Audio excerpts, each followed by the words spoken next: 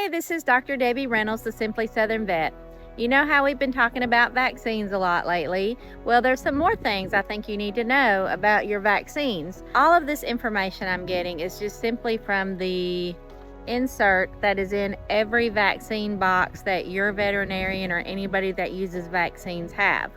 So, we've been talking about parvo, distemper vaccines are every 3 years universally across the board at a minimum. And we've also been talking about rabies vaccines, that in most places they are 3 years instead of 1 year, but also universally for all vaccines. This is under warnings in the box that the vaccines come in, and it says, warnings, vaccinate only healthy, non-parasitized dogs. This means if your dog or your cat, this just happens to be a dog vaccine, but it can be cats either. If your dog or your cat is not healthy, they should not get vaccines. This is why that we always do a physical exam before a vaccine. And dogs that have chronic conditions, let's just say a common one is allergies. They're already stressed. Their body is stressed. If they are not healthy, if they have a chronic disease, vaccines are not for them.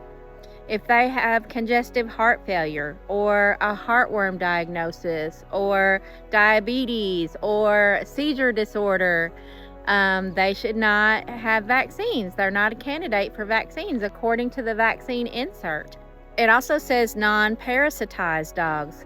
What does that mean? If you have a dog that's parasitized, there's ectoparasites like fleas, ticks. There's endoparasites, the ones that live inside, like in the GI tract, are hooks, rounds, whips, tapes.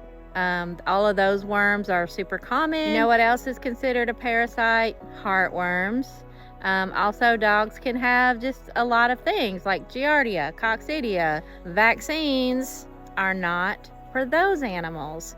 So if you have a dog with a chronic disease or a diagnosis, or if they've had heartworms or parasites, they need to be treated and recovered from that before you stress out their immune system even more. So it's really important to only vaccinate healthy animals. That's why we do a physical exam on every patient before vaccinations, because the physical exam is more important than the vaccinations. Way more important. I would rather you spend your money on a physical exam than vaccines your dog does not even need. So make sure you get a good physical exam on your dog. I can't tell you the amount of things that I find on routine physicals all the time. Remember, you are the dog mom, you are the dog dad. Advocate for your dog and just say, I'm not comfortable with my dog having vaccines because he has a seizure disorder. And I understand if we could just check the insert in the vaccine box that it says that vaccines are for healthy dogs only. Also, you can just Google it, Google dog vaccine insert, and just see for yourself. And I'll put a picture up here so you can see it. So advocate for your dog. You're in charge.